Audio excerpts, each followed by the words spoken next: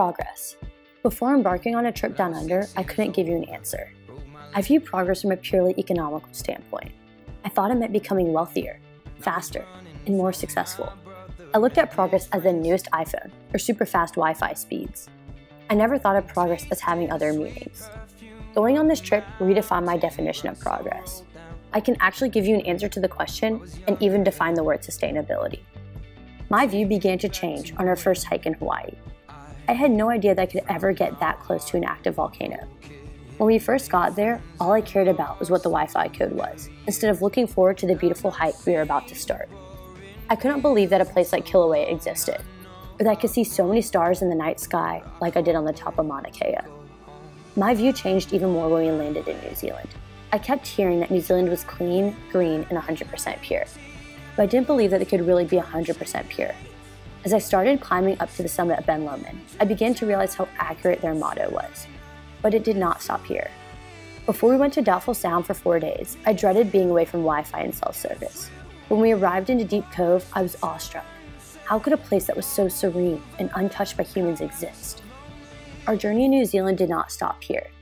Mount Cook, Akaroa, and Tongariro. They continue to show me that it doesn't matter how tall the buildings are, but what matters is that we need to do our part to conserve the beautiful landscape the world offers. My perspective on progress continued to change when I got to Australia. I knew I wanted to hold a koala or feed a kangaroo, but seeing them in the wild brought me more joy than I could have ever imagined. In Carnarvon Gorge, we experienced 2 kangaroos fighting in the wild, saw 4,000-year-old artwork done by the local Aboriginal mobs, and learned about the geographical formations of the gorge. Progress means to continue to preserve these beautiful landscapes and cultures. As I landed on Lady Elliot Island in the Great Barrier Reef, I had no idea what coral bleaching meant.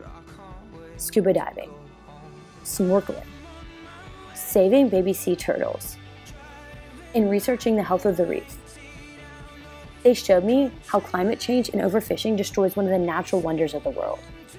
Planet and profit are not the only aspects of the definition of progress. The people matter as well. The Fijians I encountered showed me that you do not need the latest iPhone or even smartphone to be happy. The people in the village of Soso had little to no material goods, but they were by far the happiest group of people I have ever met. In Soso, progress is ensuring that everyone's needs are satisfied. For my birthday, I received the most satisfying and heartwarming gift ever from the 3 little girls that I played with during my stay in the village. They gave me a small handmade necklace so that I will always remember them when I go back to the United States. This love and compassion expressed definitely constitutes as progress. As I head back to the United States, I no longer focus on finance as progress. I think of progress through the triple bottom line: people, planet, and profit.